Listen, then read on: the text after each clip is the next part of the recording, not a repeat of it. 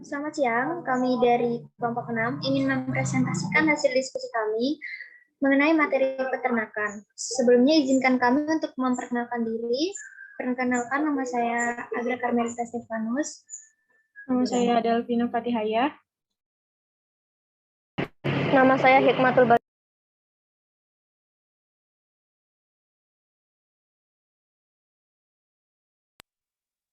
Yang pertama ada pengertian ternak.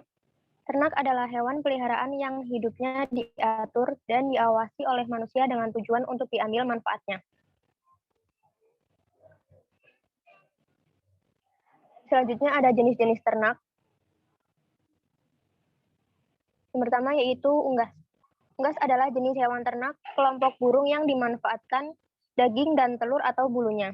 Yang termasuk dalam kategori unggas adalah ayam, buras, itik, puyuh, dan merpati. Dan selanjutnya yaitu ruminansia atau hewan pemamah biak. Adalah hewan pemakan tumbuhan yang mencerna makanannya dalam 2 langkah. Pertama, dengan menelan bahan mentah, kemudian mengeluarkan makanan yang sudah setengah dicerna dari perutnya dan mengunyahnya lagi. Ternak ruminansia mempunyai 4 lambung dengan susunan rumen, omasum, obamasum, dan abomasum. Yang termasuk dalam hewan ruminansia adalah hewan-hewan besar seperti sapi, kerbau, dan hewan kecil seperti kambing, domba, dan babi. Yang ketiga yaitu ternak lain, contohnya kelinci dan rusa.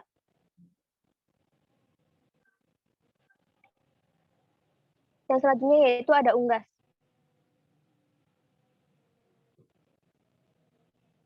Ada 7 macam unggas, yaitu ayam ras, ayam buras, itik, mentok, angsa, puyuh, dan merpati.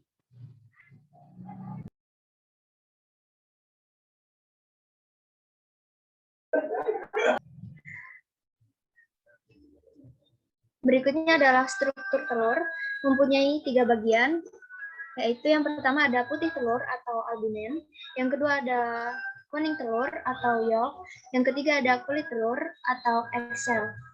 Adapun bagian-bagian dari telur, yang pertama ada cakang telur yang merupakan bagian terluar dari telur, yang kedua ada rongga udara, yaitu sebagai sumber oksigen bagi embrio, yang ketiga ada albumen atau putih telur, berfungsi untuk melindungi zigot atau embrio dari goncangan bahaya lain dan sebagai cadangan makanan. Yang keempat ada kuning telur, yaitu sebagai persediaan makanan bagi embrio. Yang kelima ada kalaza atau tali kuning telur, yang berfungsi untuk menahan kuning telur supaya tetap pada tempatnya dan menjaga embrio agar tetap berada di dalam bagian atas kuning telur. Yang terakhir ada keping lembaga atau disebut juga dengan sel embrio yang akan tumbuh menjadi individu baru.